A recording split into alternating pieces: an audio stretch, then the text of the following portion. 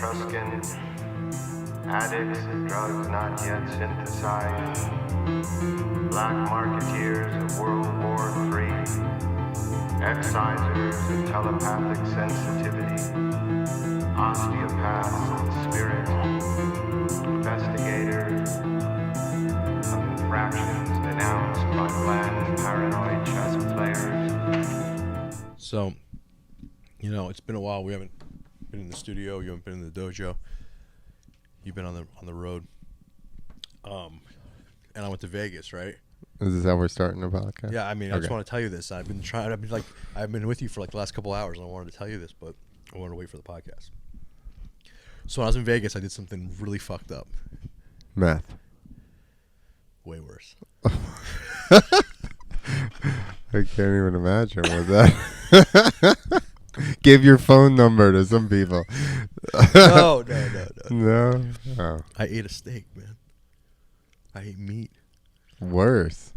That's a beautiful thing. You felt great, didn't you? Okay, so. Morally, you felt bad, but no, then you felt I didn't actually great. feel bad morally. Okay, good. I felt bad physically. Like I would want to throw up after I ate it. Did you shit? No, I just felt like I was going to puke. Because you ate a whole steak the first time you have in how long? In 120 days. Yeah. And I had like a ribeye. And it tasted really good. And but your body's like, oh, how do I process this? Oh, yeah, it was pretty crazy. But yeah, man, I don't think I've been waiting to talk to you about it. I don't think I could do the vegetarian thing anymore. Yeah, I know. So listen, let's talk about this. I tried to get you, because I have never done tests, and I'm doing everything that should kill me. Okay, I put ghee in my coffee. Mm-hmm. The supplements I take are all animal product. There's even one that's fire starter. It's supposed to help you burn fat. That is fat. That's animal fat. I eat steaks like mostly. And now recently I've gone to honey on everything. I put honey in my coffee. Really? I'll have honey on bananas once or twice a day. Dude, I ate like a whole jar of honey in the last like week and a half. That's not right. It's not right with that. Yeah. I don't think that's part of the fucking plan. Yes, it is. And and I put salt in all my water. And I was down there in the heat all day outside and just drank salt water. Never had a Gatorade. I had like 2 coconut waters. Actually, I had 4 because I bought a 4-pack. And I have not had any problem with cramping or anything like that. If I just ate steak and honey, I would look like a fucking bear. No, you wouldn't. Yeah, I would. I'll send you a podcast on why honey is different. Steak and honey. And fruit. You can eat as much. The diet I'm on, which I had over these 2 weeks I was gone, I had 3 s'mores every other night. So wait. It's not supposed to work like that. I got everybody into s'mores. And you're eating sugar and shit too? Well, no. That's the only thing I'd have. All day I'd eat steak and zucchini and fucking whatever and a sweet potato and that's basically all I had. Steak, zucchini, sweet potato, bananas, honey. That's it. Yeah. And then eggs. No, and eggs and bacon in the morning. I didn't ever really eat Cheetos or like chips or anything anyway. I never really liked them. And that's all I would eat. I didn't even have my supplements the whole time I was gone. I had nothing. I had no vitamins or anything. And that's all I eat was steak. Oh, I did have liver chips with me. It's a liver made into chips. They're little crunchy chips. And I eat them. Oh, that looks so gross. They're good. I mean, they're not great tasting, but I'm used to them. And you get fucking... One time I was on the way home from comedy and I ate like half a bag and then I couldn't go to sleep when I was home. I was like, did I do some kind of stimulant? What the fuck is going on? And I'm like, oh yeah, it's all the B vitamins in the fucking liver I just ate. The liver chips got me all tuned up. So anyway, I got everybody on to s'mores and then that got kind of off the rails because then we had a bunch... I bought stuff, and then the other kid was like, I'll buy more. And then we had a bunch of boxes of, graham crackers and marshmallows. So then every time I'd grill a steak, they were like, let's make s'mores. And I'm like, fuck. Didn't fuck your body up? I didn't really. I think that if you think about it, if I'm not eating sugar the rest of the day, I'm not having bread, I'm not having chips, and all I have is some s'mores at night, then it's not optimal, but it's at least small enough amount where you can process. I mean, I think the problem is that we're like inundated with that stuff all the time. Processed food all the time. Yeah, just all the time, and oils, and I'm just trying to go animal fats and meat mostly, and eggs and stuff like that. You still have some of that cow you want to sell? Well, so when we broke up, I lost my percentage of the cow. So I lost the cow in the divorce. So now you can't get any grass-fed steaks, Mike. Good job. Damn. Can we find another cow? Maybe I'll call and see if they got any more cows. You definitely know where to get a cow. Whether they're sold or not, I don't know. You know, he only had a certain amount of... But I'll even say this. Eating steaks is good and all, but I still don't feel as good as I do when I eat grass-fed steaks. So Yeah, and you that's feel a big difference? Yeah, and that's even explained. You'll see them; they're way darker. Yeah, which is different do you ever eat nutrients. hunted meat, like game meat? We used to have venison a lot when I was young. Yeah, because I used to get it all the time from my buddies. Yeah, my dad would always get stuff, so then we'd always have jerky and hot dogs and just steaks and whatever. Yeah, I really, it's like grass fed, Same Yeah. thing. That meat definitely makes you feel better. Yeah. Yeah, man. So how was North Carolina? Everything awesome? South Carolina. South Carolina. Yeah, it was good. Yeah, just jumped and actually learned a bunch of stuff, because I'll tell our listeners, because I think they already know by now, but the amount, I haven't ridden since 16 for like as a job, and I haven't ridden this type of bike even the last 2 years when I rode. So I just rode a 2-stroke. I went to that I had sitting around, and I used to ride 4-strokes the last 2 years. But with all that being said, I learned a bunch of stupid little things. Yeah. And I'm actually kind of smoother and more consistent than I used to be when I rode all the time. I was being like a meathead. Why do you think that is? I think it's because of microdosing mushrooms so much. Wow. One, I don't get nervous as much. Mm-hmm. Like, I almost don't get nervous at all normally when I microdose. Mm-hmm. Especially at point of, I did get tripped out a couple of days. First day of practice when we went back, I knew that he was... The first time I went back, I'd never jumped to a airbag landing. So we... I started the ramp in. I hadn't jumped a ramp. I hadn't ridden that type of bike, like I said. So we've started the ramp in. So then going back, it had been 3 weeks off. And I knew that Austin was just going to want to drop it at 72 or whatever. So I was terrified that day that I was going to forget how to hit it or whatever. So, but that worked out. And like I said, I learned a bunch of stuff. But I think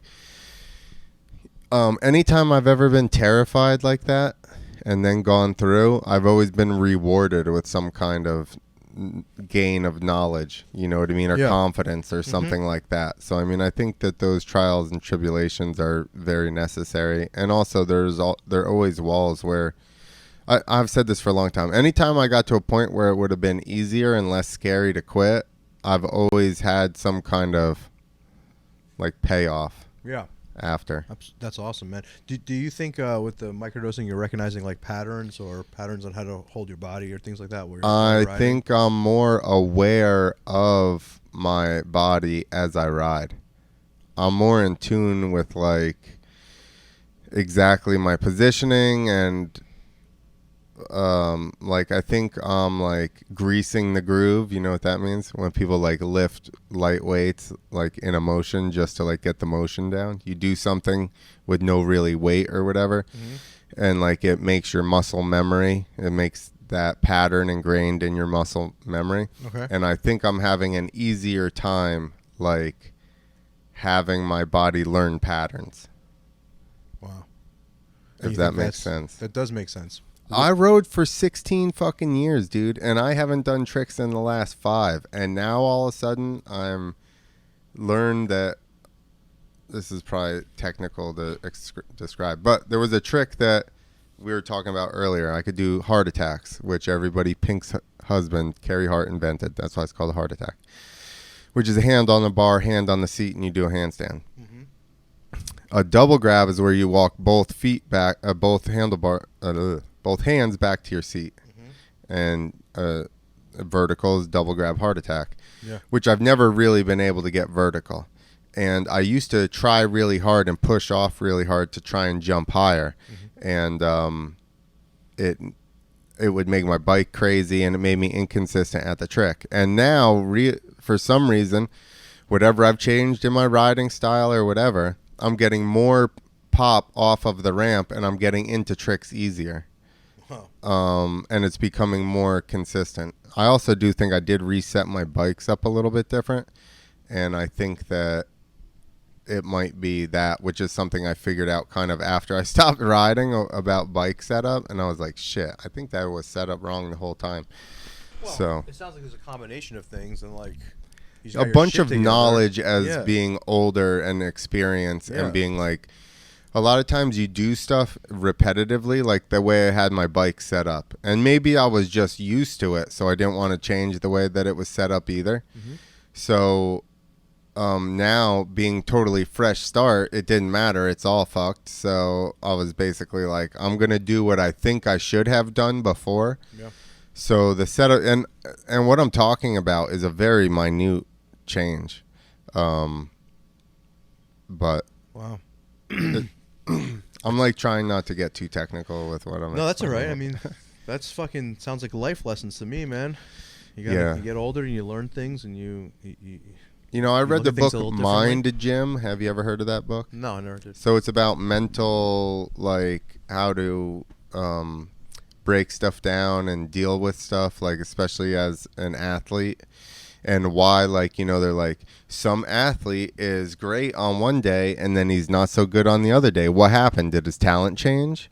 No, it's just how he perceives the game, or how he feels at that current point in his life, if he's distracted or this or that. Like, that person's talent doesn't change, you know? Yeah.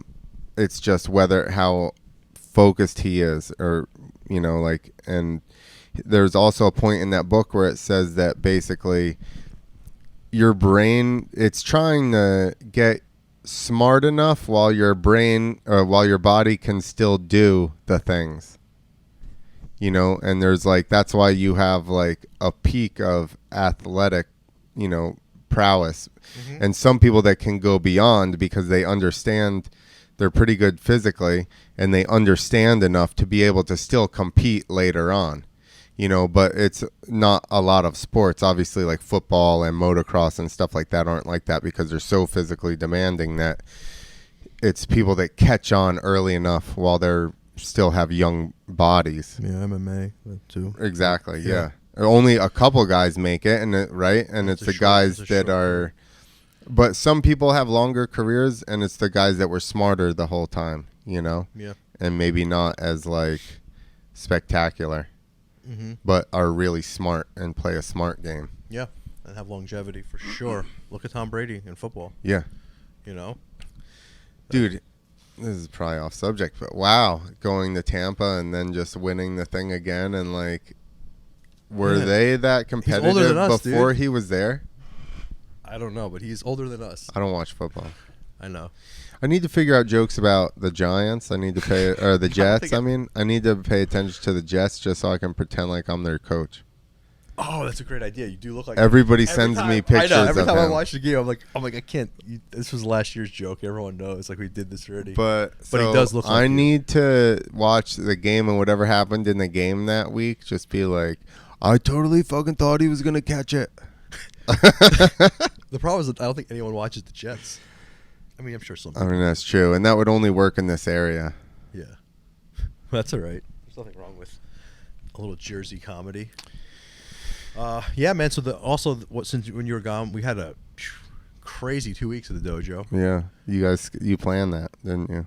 No, you're like, I'm gonna have my birthday and everything while you're gone.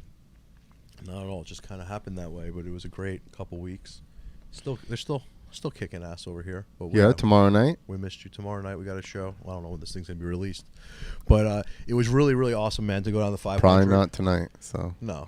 It was really cool to go see the 500 with of tinfoil. Hat. I figured most people probably know that. But. And I got to meet Ryan Bledsoe in person, and that was really cool. I got to hang out with him and his wife, and we had lunch after the day after the 500, and got to really talk to him about a bunch of things. And it was great to meet him. I can't wait for you guys to hear this conversation we had with him. Yeah, it was a great conversation, and he goes a little bit. I think he did tell the original story before, but I think he kind of went through it maybe faster this time. But at the same time, I think he highlighted some things that he didn't highlight basically before. So, and then we have a long conversation after any of that as well. I think he definitely told some of the story the first time he was on. And I've had so many conversations with Ryan but I love to just hear the original story because it just really, it's crazy, you know. And I do like that it's a positive message.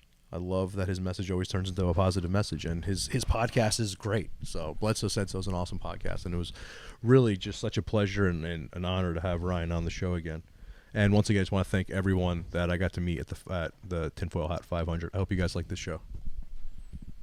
Peace out. Go to herosoapcompany.com. You can get soap made and sourced in the United States, owned by an Air Force veteran, and it actually gives to first responder charities, and your first order gets matched and sent to currently deployed troops. And you can get 20% off with the code Freethinkers with an S. And I'm going to play the commercial right now. So now the Eagles. Do you love freedom? This is what you do. Do you love being clean? Then you'll love Hero Soap Company, made in the USA. Chemical and fragrance free. A portion of each purchase donated to veteran and first responder charities. Initial subscription purchase is matched bar for bar and sent overseas to deploy troops. Let freedom clean. Hero Soap Company. Ryan, what's going on, man? How are you? Doing good, Mike. How about yourself? I'm great. It's so nice to see you. Yeah, likewise. It was really awesome to meet you in Vegas, you and your wife, at the 500. Yeah, that was crazy, man. That was literally my honeymoon, and I got to spend it with you guys. So that was kind of cool. How did your wife feel about that? Honestly, man, she was cool with it. I did a little bit of begging there, but no, I'm just kidding. She's totally cool with it. She's actually on my podcast team. She's kind of like my manager, so she was down. Yeah, your wife was awesome. It seemed like you guys were having a good time. Yeah, absolutely. We had a blast, man. It was the 500 was so cool. It was really awesome. It was really cool to meet you. It was great to meet so many other people from the Swarm and other podcasts. That was really awesome. It was a great feeling just to see the Swarm. Yeah, man, it was wild. I honestly felt like maybe because we've chatted so much on the phone and on the internet and whatnot, but it felt like I've known y'all pretty much my whole life. It was such a familiar feeling. That's true. Yeah, it was definitely. It was wild, man. It was a lot of fun. It was great. It did feel like I've known you forever. But I was so happy for Sam as well. It's a big accomplishment with his podcast and to reach the 500. Right. The show I think was awesome as far as the comedy and even the podcast. That was pretty cool, and I was just so happy to be a part of it. Hey man, same. That was so fun. Yeah. So Clint, you were on the road, right? Yeah, I was jumping dirt bikes. That's sick. Yeah, I wish you were with us, but you were doing your thing, right? Yeah, so some people, one of my good friends that I rode with for a long time, he's about 8 years younger than me. I actually kind of found him and his group of friends in Atlanta. Mm-hmm. And I got him in the riding, and they were looking for somebody that could help run this little fair tour. And I obviously Austin rode for my team for many years. So they knew I had a truck and I could pull stuff, and if something broke or there was really any type of issue, I've dealt with all that stuff. So Awesome. and they had a big airbag landing. Cool. So it's safe. That's cool. You know, if jumping motorcycles can be safe, it's as safe as possible. So I was like, all right. Giant So airbag. That's so awesome. Hey Ryan, I'm so excited to have you back on. It's been I've been thinking about last time we chatted on Freethinkers, and I couldn't wait to have you back on. But a big sometimes a fault of mine is like I feel like everyone is just up to speed with everything that I am too, and maybe Right. I think you'd be really cool, especially for Clint and all the listeners, to hear your story from the beginning. Is it cool? Would you mind telling your what happened to your father and your brother that day? Absolutely. I thought I'd already done that, but now that I think about it, maybe I did that on another show. I don't know, but dude, whatever you want, man. This is you guys' show. I'd be happy to do it. It's kind of a long story, so I won't tell like every painful detail. But yeah. So whenever you want me to again. Yeah, go ahead. I want to hear. I just want to hear it again and bring the listeners up to speed again because it's just such an awesome story. For sure. So in 2007, sorry, let me adjust my headphones here. Is there any way I can make you bigger, by the way, so I can, because I see my face on the whole screen and you guys look like little dots. you need to switch your view over there. Okay. So top right, Switch you the should view? say view. Yeah. Okay, cool. What do I do? Gallery? There we go. Cool. Now I can see your face. Got it. Awesome. Cool. Sweet. Okay, so in 2007, my father, Christopher Bledsoe Sr., and my brother, Christopher Bledsoe Jr., were fishing on the Cape Fear River. That's a huge river. It spans about 75 to 100 miles long, all the way through North Carolina, pretty much. Funny, man. Did you see that a couple weeks ago, American Horror Story just came out with a new season about aliens? You know what I'm talking about? I've been hearing a lot about this. I try not called to. Cape Fear. Yeah, is it? Yeah, it's called Cape Fear. And Isn't yeah, that so weird? people have been saying I really need to watch it. I stopped watching that. There's a lot of not awesome, but wild symbolism. But the violence is just too crazy for me in that show. I stopped watching it years ago. It just was too much. But it is. Yeah.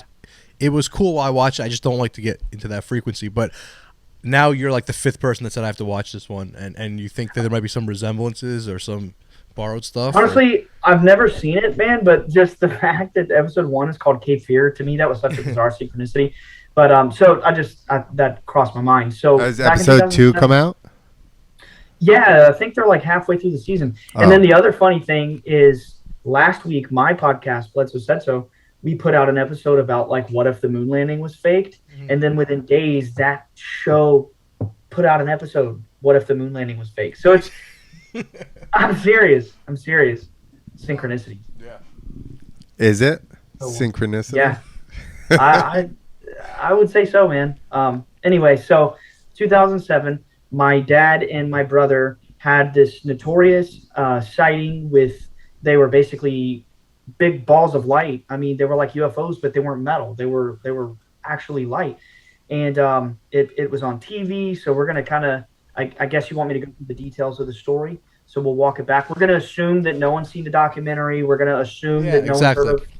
Okay, cool. So how far back you want me to go, man? Like, you really just want to... Just at a first encounter, really, like when you guys were like, whoa, what is, the one you've told me, I don't believe it was on air. I remember talking to you. Yeah.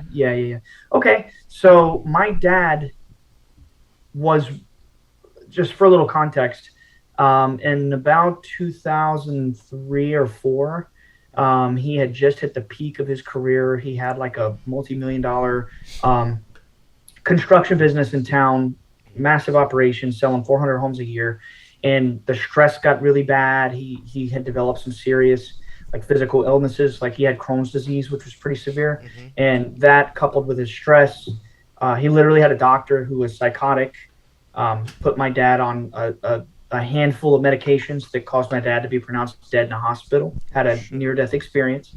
Dude, like for real, his spirit left his body. He could read the doctor's I don't know if I even know this part. Okay. Well, I'm setting up the river story. Anyway, so he had that. He pretty much was at the, I guess you could say, like rock bottom after having to sell his business with stress and health conditions. And he was out on the Cape Fear River with my brother one night after having to sell the business, and literally like we went bankrupt, dude. Like we were really having a hard time. We had to move out across town to pretty much start our lives over. Wow. You know, my grandparents lived out in the country on a 6-acre field. They said, son, you know, just come build on our property, you know, start over. My dad was in such a rut. He was in such a depressive episode. He had 4 kids. I mean, I was only like 13 when this experience happened. You know, my sister was 10. My oldest sibling was 17. It was such a dark time for our family that my dad basically, for lack of better words, he was pretty much ready to kill himself. Wow. And he walked out to the Cape Fear River, and he was going fishing with some of his contractors who, you know I just said he had the multi-million-dollar construction business just years prior. He sold it, and he started doing really tiny gigs, like 3 or 4 guys working with him, you know, little $10,000 jobs here and there. And he had his contractors out with him after a job, and my brother Chris Jr.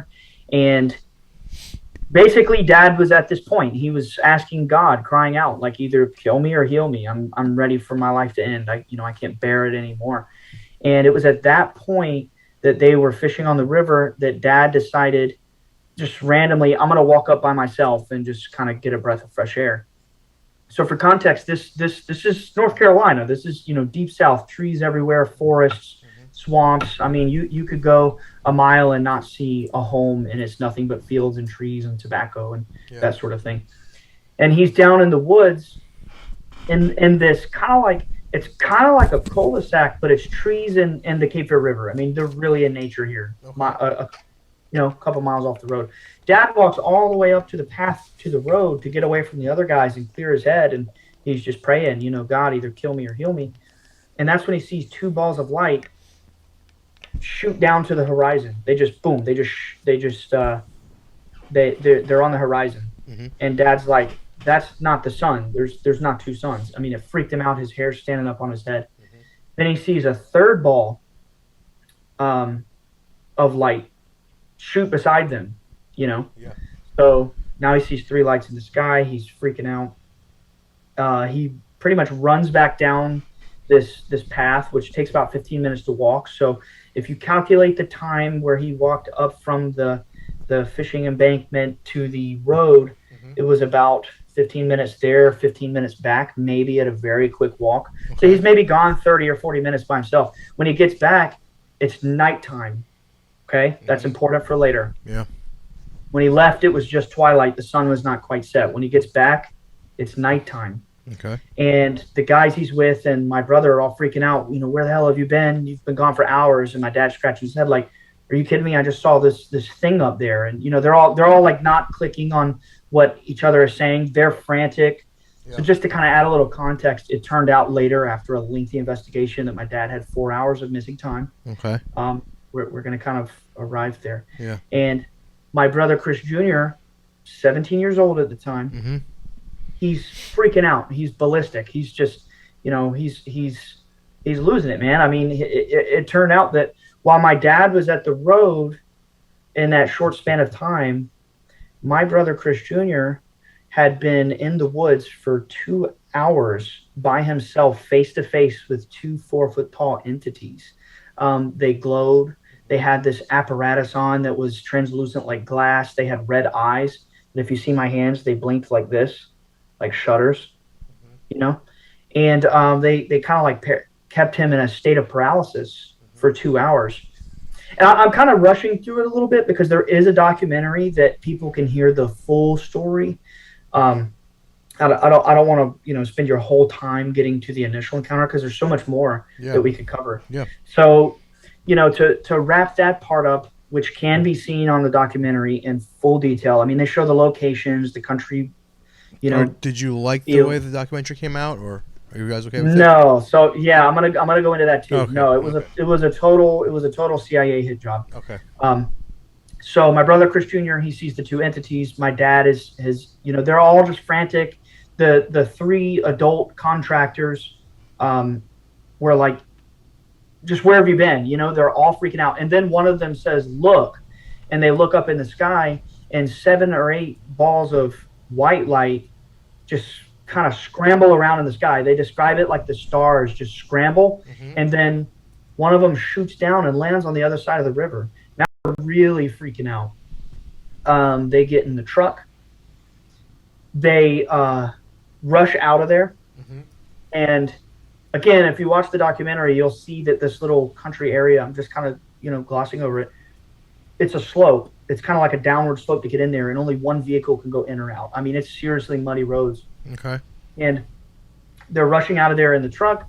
And when they get to the top of the embankment, one of those big crafts, whatever they are, is like parked, pretty much hovering right above the road, and they're forced to stop, and they're looking at it and they're freaking out. They're thinking it's the end of the world. Wow. I mean, my dad's told me that since I was 13. They literally thought the world was ending. Yeah. In their heads, they're like, "Where's the fighter jets? Where's the helicopters? Yeah. Aliens are at war with us." That's what's going through their mind. Yeah. Then the thing, whatever, it dissipates, goes away. They drive off, and to wrap up that initial encounter that attracted MUFON and whatever. When my dad gets home, one of those entities that my brother saw back at the Cape Fear River, about 5 miles or whatever away from our home, it's in the backyard, and my dad sees it in our backyard. Wow.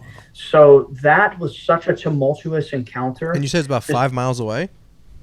Yeah, it's definitely, I mean, I'd say about 5 miles. You definitely have to drive there, just down a highway, the old Highway 87.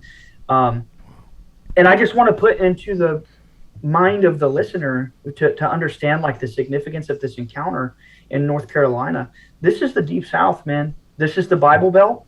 This is like, honestly, Mike, you know me. We've had many talks. Literally yesterday on Facebook, I put up a little thing on my personal account saying, hey, I don't really talk about my podcast much on here, but we do have one if you want to check it out. And I had a cousin reply, you need to find Jesus. Like still after all this time. You know what I mean? Yeah, I understand. That's North Carolina for you. And when my dad had this encounter, in his head, everyone would believe him because it was true. Yeah. Right? When he went and told our friends and family about this encounter, the initial shock and abuse that my dad received from basically the entire community was so horrific that my dad became a recluse for a year or two. Wow. He wouldn't leave his room. People brutally mocked us, ridiculed us. I mean, I grew up being picked on because of this stuff. I've had teachers make me I was asked to stand after class when the documentary aired and talk to some teachers about it. Some of them were really nice, and they were like, wow, I've seen things. I had one teacher make me stand up in front of class and explain the documentary when I was 15 years old. Oh. So the reception was very weird in the community. Yeah, that's horrible, man. I'm sorry you had to go through that. I appreciate it, man. But, it's all good. It's all good now. Things are different.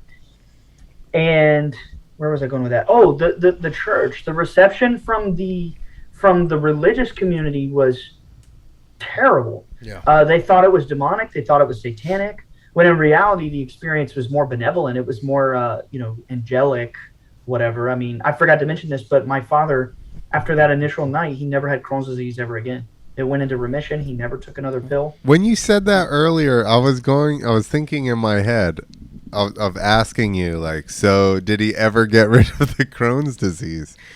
Yes. That's he never took another pill after that night. He was fixed. He was healed. How did your brother feel? How was your brother's feeling? I know you said frantic, but did he feel at peace when the beings were holding him down? No, it was not. No, he was terrified. He was absolutely terrified. I mean, granted, he was a child, basically. Yeah. He was 17. He couldn't move. He couldn't scream. He couldn't cry. He's told me this, for 14 years now. Whatever he wanted to do, whatever he thought he wanted to do, he couldn't do it. It was like he was in a state of total shock and paralysis. Wow. And that's the thing, man. Like I see on the internet, everybody's wanting their experiences, but definitely be careful what you wish for. Oh, yeah. I agree with that. Yeah. I mean, people are like, I want to have an experience. Oh, yeah. Yeah, man. Growing up with like who my dad is and everything, I've talked to at this point in my life, I've easily spoken to over 1,000 people, in tandem with this experience, meeting people wanting to hear about it, what have you. And that's the consensus, is so many people want to have an experience, but it's like, are you sure? Yeah.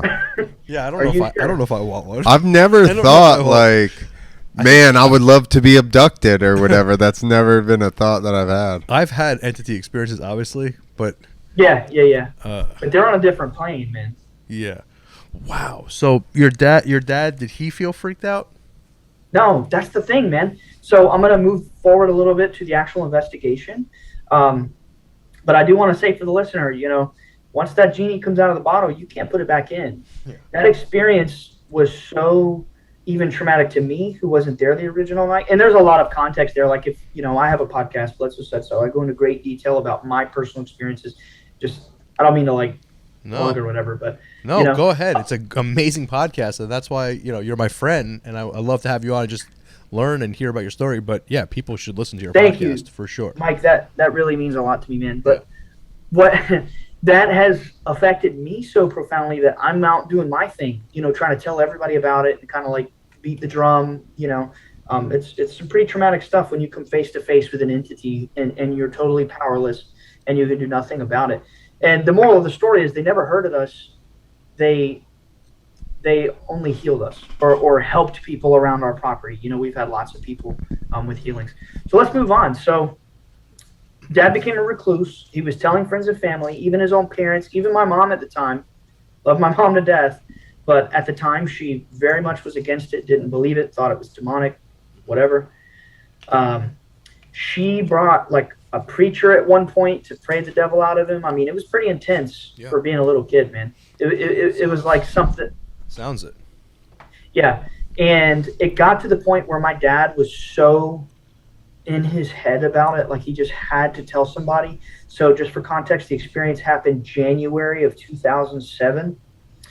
He finally reported it to MUFON October of 2007. So that's 10 months that he sat quietly, didn't talk publicly, only friends and family, which was a disaster.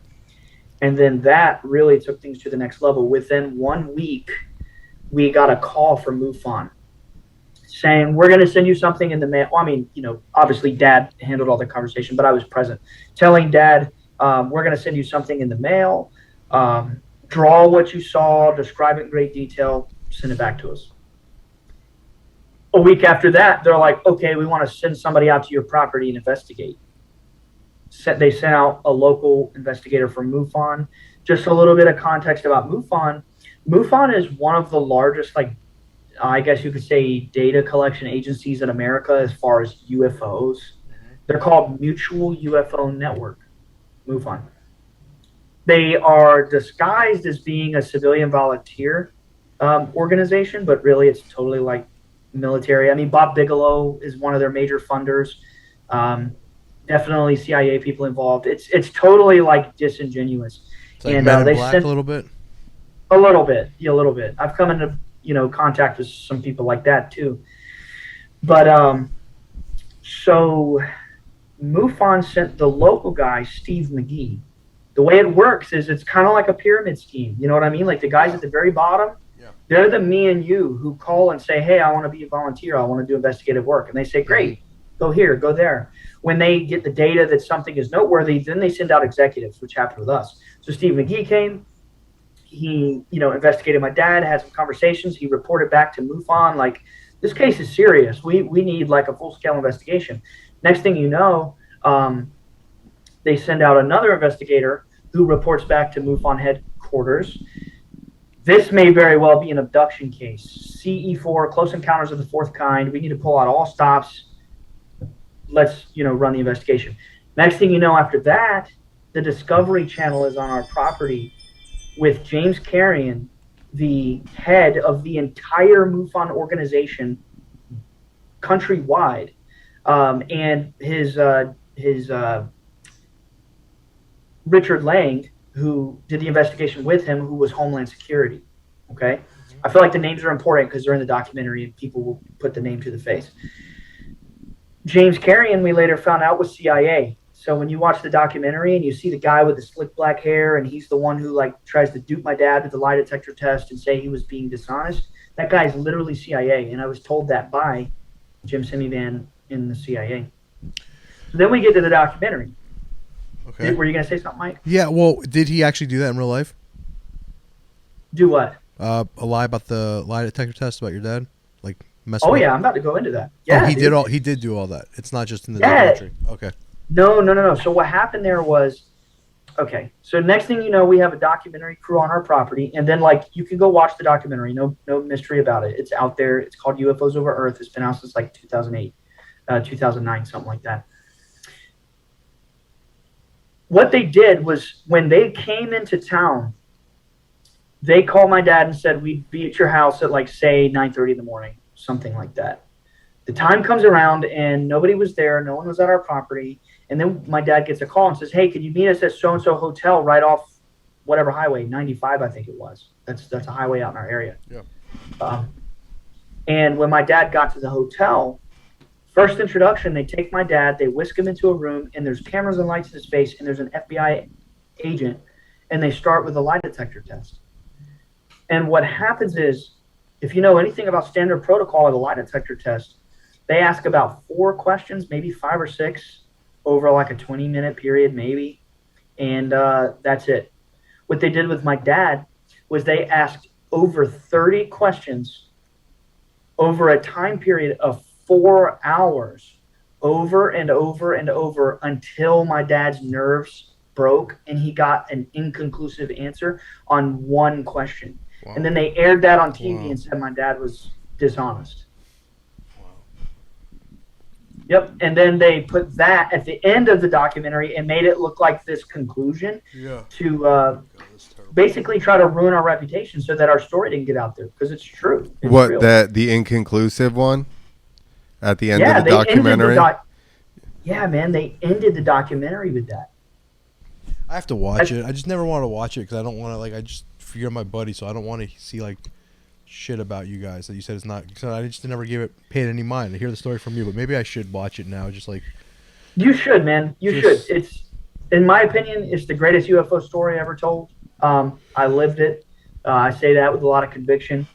You know, and even though they did us dirty, it backfired on them, and it made the story way bigger. The next thing you know, like the Pentagon got involved with our family. I mean, we've had members of the Pentagon over, making my dad write down some of his experiences and taking him to the Pentagon. Just all crazy things, man. Mm-hmm. So, in conjunction with the documentary, they brought a Harvard psychologist to do a hypnotic regression. Mm-hmm.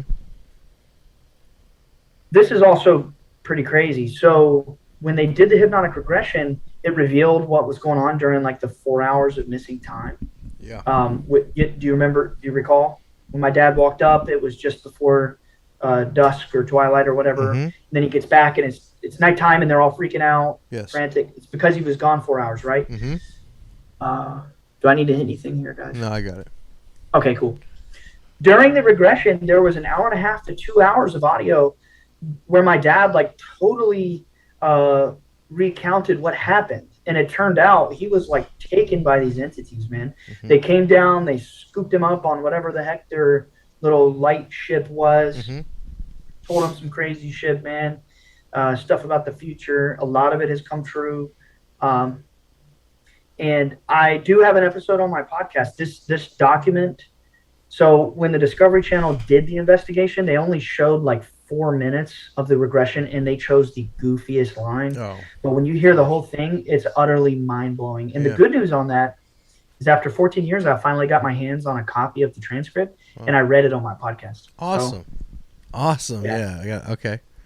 it's pretty So, wild. I think it's When you design. said some things came true, what can you drop some of those little things that you think have come true, or you know have come true that they told him, or that he got down? For example, yeah, one of those was Jerusalem becoming the capital again. Wow. Which they started talking about a few years ago. And then the other thing, my dad was actually in front of a group of people, and he said that there would be an earthquake off the coast of Baja California, and he gave the date. I can't recall the date. I can look it up and send it to you. I mean, I just can't recall. This was years ago too. This was probably like 2012. Actually, it was 2012. I know for a fact because that's the year that Barack Obama won the election again. And that's what Dad said. He said that there would be an earthquake off the coast of Baja California. And it happened on the day that he said it would happen. It's the craziest thing. Wow. There's some other things that haven't happened yet. He doesn't really like to talk about things with the sun causing a lot of damage and things like that. Doom and gloom. We don't really like to talk about it publicly. Okay. That sucks. Is it really bad?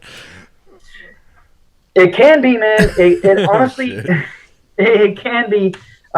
Yeah, my dad kind of has a little notoriety there for being this guy who gets these downloads, but like he doesn't like to talk the doom and gloom. And ultimately, what it boils down to, so in 2012, this is going to be really fringe for your listener, but honestly, man, like That's cool. This is my life. I'm all in. In 2012, my dad came face to face with another entity. It was this lady. She had blonde hair, blue eyes. She was white, had a white dress. And long story there, I'm going to very soon, actually this weekend, I'm going to record the episode on that regression. So that should come out about 2 weeks on my podcast. But long story short there, she told my dad that it's all about the age of Aquarius, that we're going to enter like a new knowledge, a new awakening when we come into the age of Aquarius. And it's all about love, and love is the only thing that can save the world. All that dark shit don't have to happen. Mm-hmm. All that doom and gloom, all that destruction, blah, blah, blah, don't have to happen. Yeah. Yeah. And I mean, that's what a lot of people are bringing in that message too in all different ways, right? That the age of Aquarius is upon us. It's a golden age. It's an age of enlightenment and love. Definitely have had that message downloaded before. I've gotten that. You have? Oh, yeah. That message of, absolutely, man. Of the age of Aquarius. About the age of... Oh, nice. Yeah. That's kind of what I called it, but in the downloads, it wasn't like the age of Aquarius, but it was a new age coming of all about love. And, once we move into that age and usher in just light and love, it moves up, and it's like this golden age. I've seen it, but like you said, you got to get through some darkness or some murky stuff to get to there, but I believe that's coming. I've felt it many times, so that's so cool. I love when I hear that message other ways. Honestly, man, I'm 100% convinced that is true. There's nothing that can stop it. You're getting it. My dad's getting it. Thousands of other people around the world are talking about the age of Aquarius. I mean, it's just a fact scientifically that that's the next astrological age. Yeah. You know? So, and it honestly stands to reason. At every age in human history, there have been advances in consciousness and technology, right? Mm-hmm. Like, I might get it twisted here, so people can feel free to fact check me and supplement what I'm saying. But I'm pretty sure that sorry, it's been a long day. That's all right. Let me think of the dude in the Bible, Abraham. Okay. Right? Yeah. I'm pretty sure he was in the age of Aries. I could have that twisted. I'm pretty sure Moses was the age of Taurus, which is why they all sacrificed a bull, right? Yes. Like they all had this symbolism. Jesus was Pisces, the age of the fish. And something in the story of Abraham about a ram fleece. I don't quite know, man. I never really cared for the Old Testament, to be honest. I mean, it's boring, if we're being honest. Yeah. And then at every one of those ages, there was some sort of spiritual advancement for humanity. Whether those stories are literal or not, it doesn't matter. They're metaphors for, in my opinion, about the advancements of consciousness. And I don't think in the age of Aquarius is going to be any different. I 100% think that transitioning to the age of Aquarius will bring more advancements of consciousness, technology, et cetera, et cetera. It does really seem to be happening, like an awakening, because a lot more people are starting to go, oh, especially now. I mean, we're kind of deep in the shit, but finally people are going, oh, wait, there's something not quite right going on. Yeah. Yeah, absolutely. I think everybody can feel it in their bones, man. Like something's wrong. And at this point, if nobody, or like if people trust the powers that be, you're under a rock. Yeah. For sure. You are under a rock. Well, I was just thinking, like, they feel that something is wrong, and it's like, just what way you get pulled. Do you get pulled of freedom, or do you get pulled the way of, the government is actually trying to do what's best, and we have all these idiots fighting them? Yeah, right. I was talking to Ryan about this actually in Vegas, man. It's funny you're saying this about frequencies and how some people are tapped into a frequency of where I don't blame them anymore. I actually kind of look back. I'm like, oh man, they're just tapped into a frequency like you just said of like all these people that just care about freedom. What do they care about their freedom? Let's just go on with the world. We need to save everyone. Whatever. They're tapped into it, just different. And I'm not angry with those people anymore because I just think they're just on a whole different wavelength, man. They don't have mushrooms in their lives. Yeah. Well, That's funny, man. I have yet to do mushrooms, believe it or not. We already talked about it. You already tap into that frequency for some reason. You're like a better person than we are. I need mushrooms to get there. No, I mean, listen, dude. Since I was 13, I've been seeing like mind-altering beings of light. I mean, if that's not similar to taking mushrooms, I don't know. That's what my point. But you've gotten there somehow, just I love it. Just organically. Yeah, it's awesome. I mean, I will tell you what, man. When I was about 22 or 23, one of those entities walked up and touched me.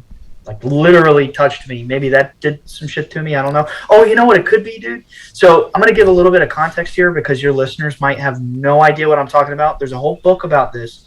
It's called American Cosmic by Diana Walsh Vasulka. She's a professor of religion and philosophy, actually in my town here at the University of North Carolina at Wilmington.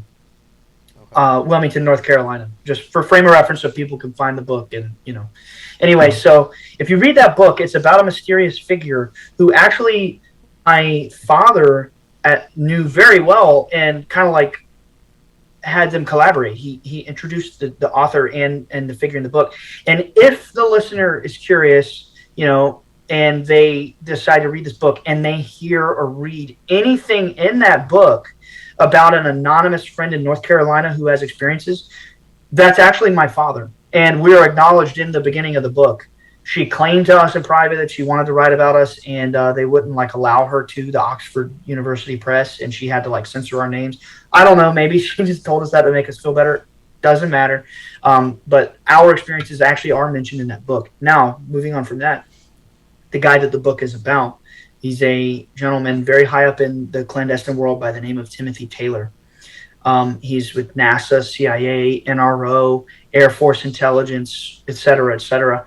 And his clearances are so high that he is pretty much, elite in the intelligence world. He literally waived his clearance and brought my father through Cape Canaveral, on a private guided tour by NASA. He was taken to the launch pad and got to watch a launch with them. I mean, it was crazy. I got a lot of pictures up on my social media, on my Instagram and things like that. But so when he came to my property in 2013, he had some metal with him that they found in New Mexico. You see what I'm saying? Yeah. New Mexico? Yeah. Okay. Basically near Roswell. Yeah. And he put it in my hand, this piece of metal.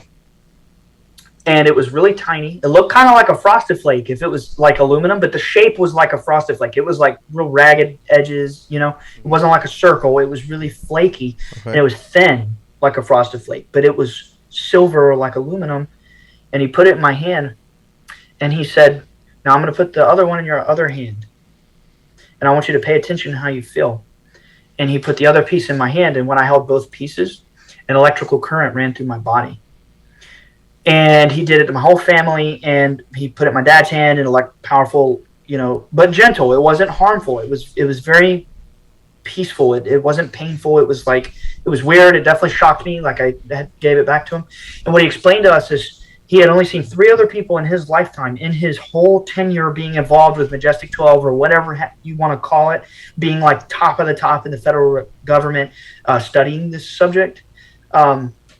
He told me he had seen 3 other people who had this same electrical reaction. And what he said that meant was we had been face to face with entities at some point in our life.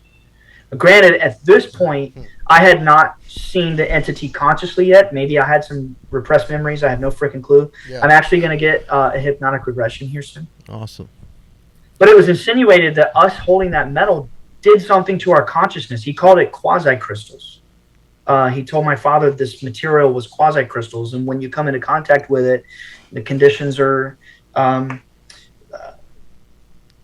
perfect or whatever, your experiences you've had in your life, your encounters, and then you touch the quasi-crystals. Supposedly, according to him, that shit psychically opens you up. So, long story short, maybe that's why I don't need mushrooms. I don't know. Yeah, I would think so. I need some. I know I was a little You got long-winded. charged. Yeah, dude. I was that thinking shit shocked me, man. before your story, and he did the crystals and the electric thing. I was thinking the reverse. Like, what if you guys got visited because you guys have the frequency of, like basically where we get to when we take, like when you eat mushrooms, supposedly it raises your frequency. Yeah. So maybe I don't doubt that, man. So maybe him and his family are already operate on like different frequency. After they I would got, like to think So they're that. like more susceptible. Well, maybe that's why the aliens talk to them. Either the aliens caused it, or they were already susceptible to the frequency without taking mushrooms. They're like, listen, we can only reach Mike Romanelli when he doses up on mushrooms. They're like, we can talk to these Bledsoe characters like fucking all the time. Dude, I would like to think that, but we're hillbillies, man.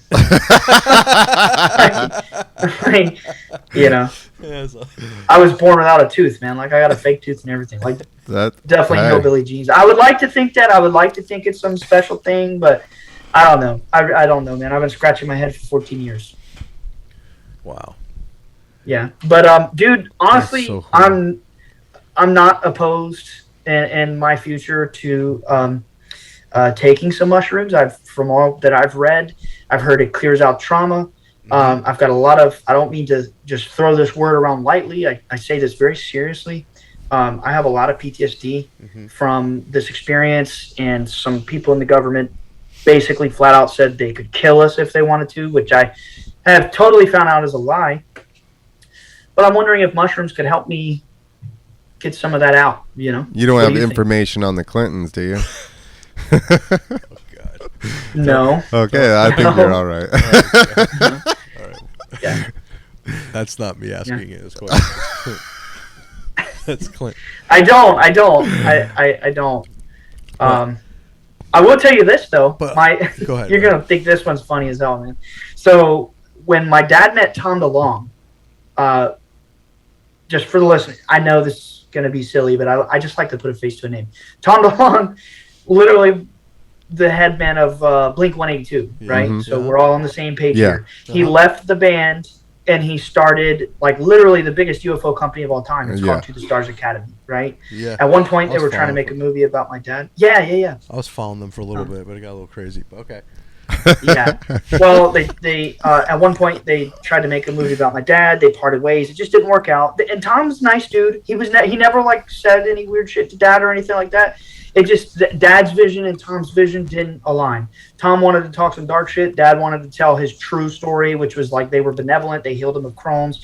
People have come to our property, seen the beings themselves. They've been healed of cancer, et cetera, et cetera. They wanted to turn it into something else. No disrespect.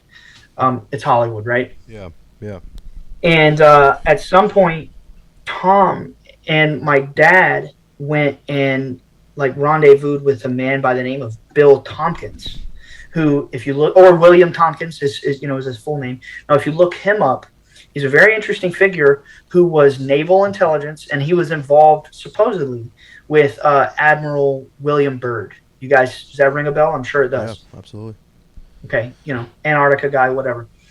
So my dad and Tom in either Santa Monica or LA or wherever they were met with Bill Tompkins at a Starbucks. I have the picture. I'll send you, Mike. Wow. So And, this is the guy that worked with Bird. Yes. He just recently passed away.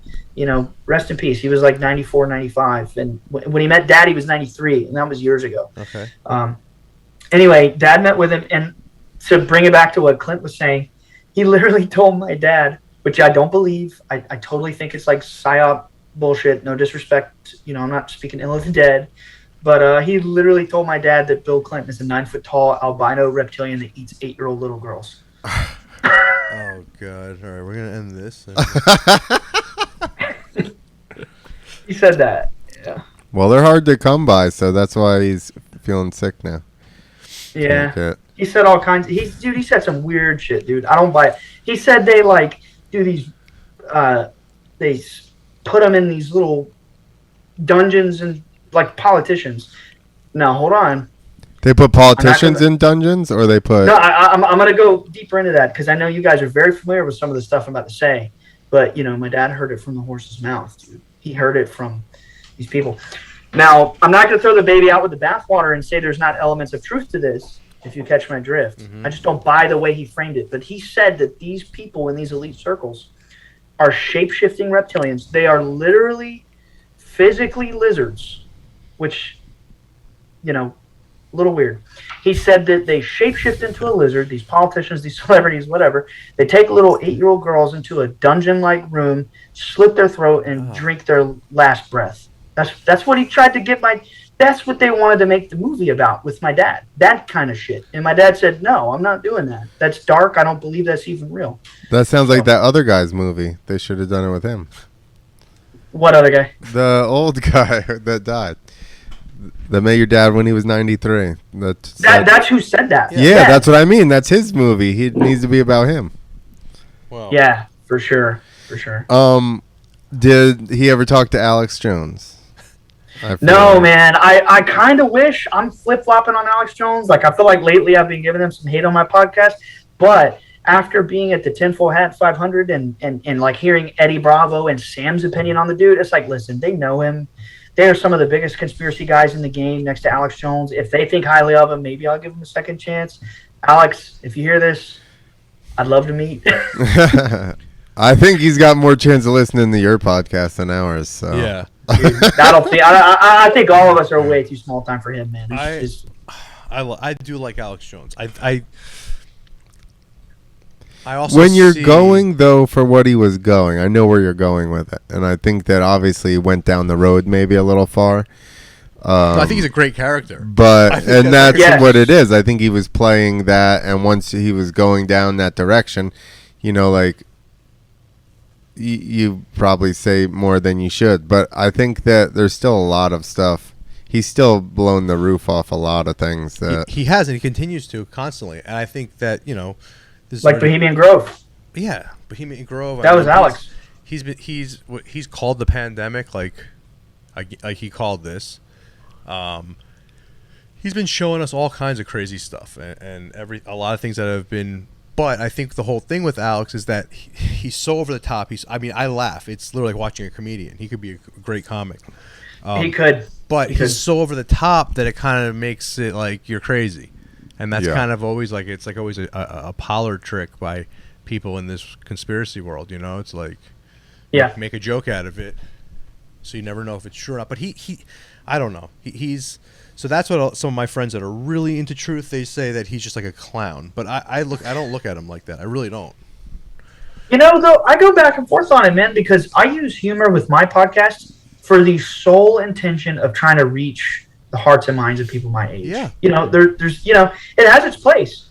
Think about it, man. All the news comedy shows like Colbert Report and whoever else they are, I don't want to I don't even remember them all. I don't watch them. They use comedy to, teach what they want to teach. Maybe Alex Jones is picking up on that. I don't know. Maybe he's acting to stigmatize what we're trying to do and tell the truth. I honestly don't know, but the man is a genius, and that's obvious.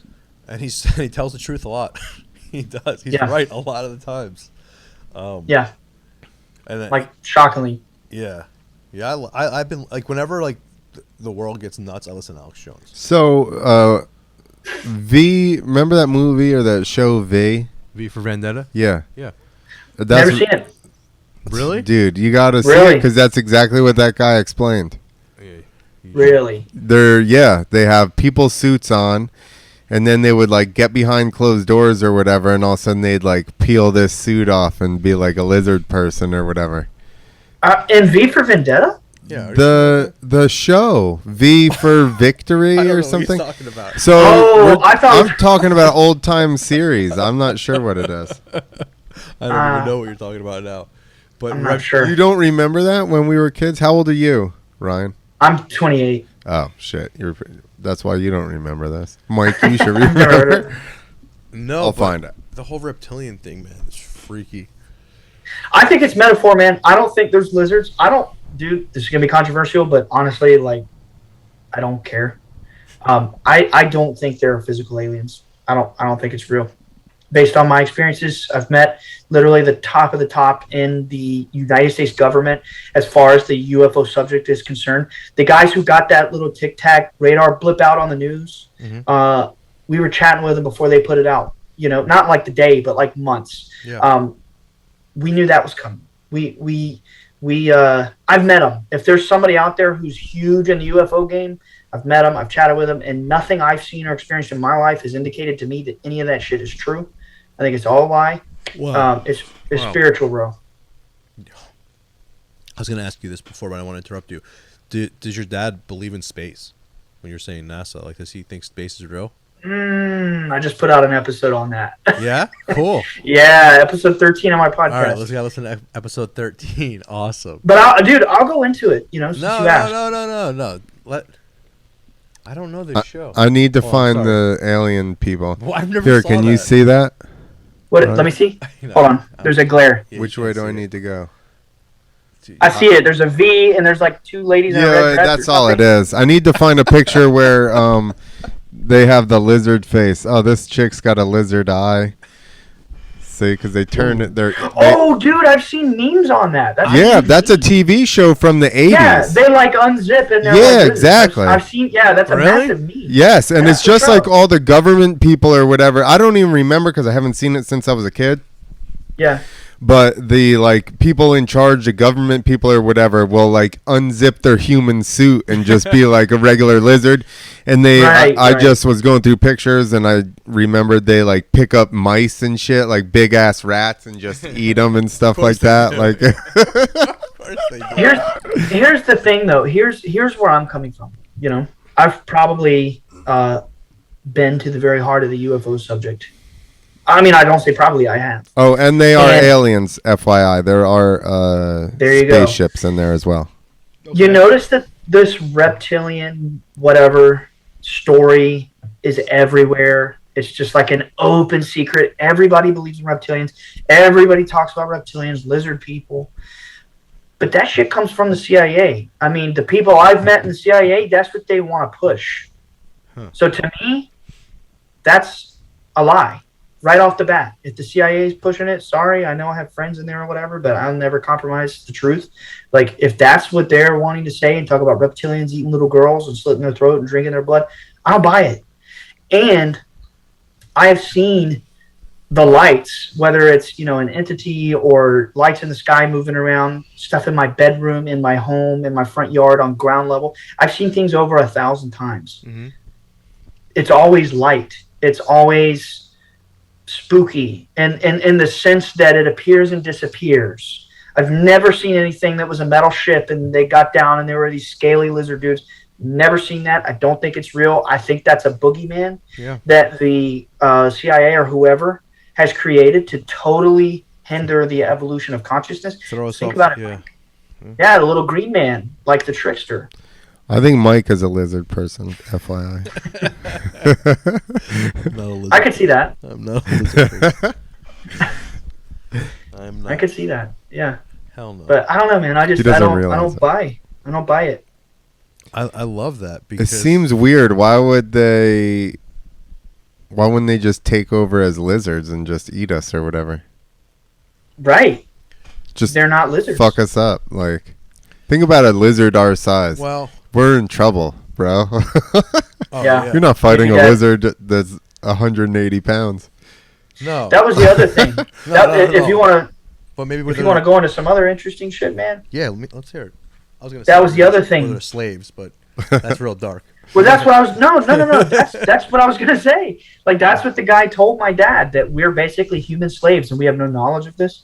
He literally tried to say that that these lizards created us thousands or millions of years ago, whatever. And through time travel technology, they went back in the past where the prophets were, brainwashed the people to believe in like fake religious experiences, and they zap our brains with a reincarnation gun when we die, and that little light at the end of the tunnel is then putting you in a soul trap. So don't go to the light.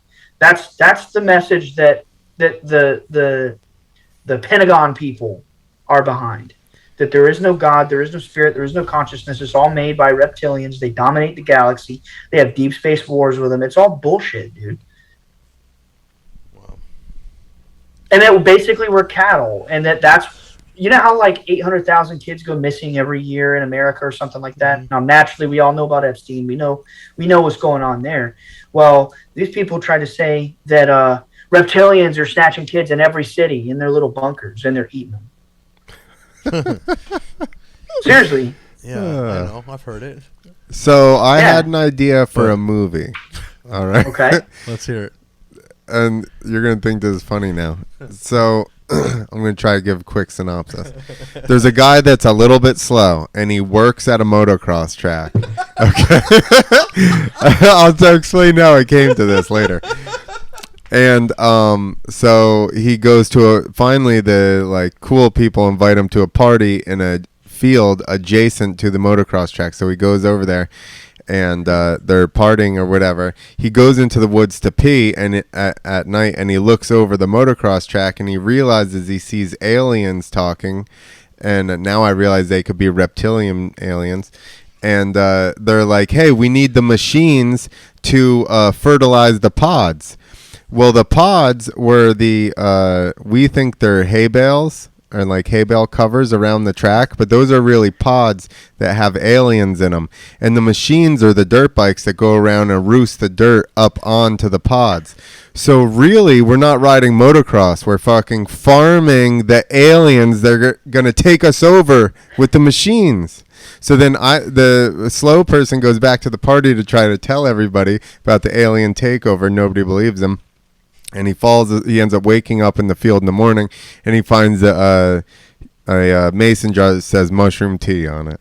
I was going to say, how much mushrooms were you on when you came I was on a lot of mushrooms when we were partying in a field adjacent to the motocross track when I worked in North Carolina, and they had these white in Burlington, North Carolina, and they had these white hay bale covers on all the hay bales around the track, and the moon was real bright, and I'm like tripping balls peeing in the woods, and I'm just looking over it, and the moon's real bright on it, and I'm like, what if those were like pods that grew aliens, and fucking they were just having us throw dirt on them so that they would fucking grow. And I'm like, oh my god, we're raising the aliens to take us over. Dude, that sounds like an 80s movie for sure. That's a good movie. Yeah. Do you want to be in That'd it, be a Ryan? hit in the 80s. Yeah, man. I'll be the motocross guy. You can't play yourself. That'd be awesome. That's so fucking great. Yeah, fuck it. Let's do it. I want to make comedies. I really do. Dude, that's a great movie, I think. I think it's a great comedy. Spiritual comedy. Well, I guess you got a movie role now. You're the lead. You're lead in a movie. Don't ask Clint about the budget. You'll get a bill. Wait, how did I get charged for this movie? Oh god, nice, dude. That's funny, man. Ryan, this was so much fun, man. I could talk to you for hours. Thank you so much Same. for coming on, man. And let's just I want to send everyone to your podcast because it's awesome, and there's some stuff that we almost covered, right, where they could get, like you said, episode 13. Right? Yeah, that's like if anybody wants to know about space, that's episode 13. The titles will be pretty self-explanatory. I can't wait to go on a deep dive. Next time I go for a road trip, I'm going to just be listening to Bledsoe Said So back to back. I wish I had realized that because I just was on a road trip. I could have listened to a bunch. Well, no pressure. You know, I don't expect friends to like. Don't even sweat it. But you know, if the listener is interested in catching up on the story and hearing like the true story of UFOs and interdimensional life, check out Bledsoe Said So. That's my last name is Bledsoe, Ryan Bledsoe. My father's Christopher Bledsoe Sr. If If you want to watch the documentary, again, it's called UFOs Over Earth. It's episode 1, season 1. I think it's like $2 on Amazon. You know, it's an old TV documentary. And then it has catapulted from there. The stories are through the roof. And honestly, this is going to be like crazy, but there is weight behind this. Just people can go down the rabbit hole and catch up. We are one of the like most highly documented paranormal families in the world as far as volume of activity, government involvement, et cetera, et cetera. It's insane, dude. The level of things that have happened at our property, miraculous healings, all kinds of weird shit, dude. And we go into all of it. We have fun. Bledsoe Said So. It's like the positive Skinwalker Ranch. Dude, that's so funny you say that, because I put up a video today of Luis Elizondo. He was a part of TTSA. He was the Pentagon ATIP director, which ATIP is something like Advanced Aerial Threat Identification Program. They tracked like anomalous crafts in the sky. And my dad met that dude twice. And my dad, through the other guy, Tim Taylor, who was like in that book, American Cosmic, through him and giving us the medal and us holding it, my dad did some stuff with him, got some medal, and he got it to TTSA. There's pictures of that too. And when my dad was flying across country with Tom DeLong and Lou Elizondo, they got to catch up and hang out, and Lou was totally like into it. He told my dad about Skinwalker Ranch and how they're similar. And today I posted a video on Instagram of a segment of Lou Elizondo in an interview comparing my family's property to Skinwalker Ranch.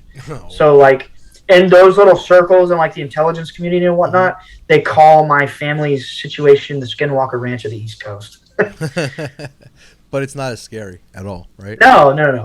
It's not scary. Yeah. I mean, it scares people for sure, but like, if an elk with 10 prong horns came up to you in the woods, you'd be scared, but it doesn't mean it's evil. Absolutely. Nature doesn't mean it's evil just because it's scary. Once again, what a beautiful message, Ryan. You're the man. You are the man. Thank you so much for being on here, man. Thanks for coming on. Thanks for having me, guys. Of course. No problem. All right, I'm gonna write that script. I'll get back to you. Dude, I just dropped my first F-bomb and kind of shocked myself. But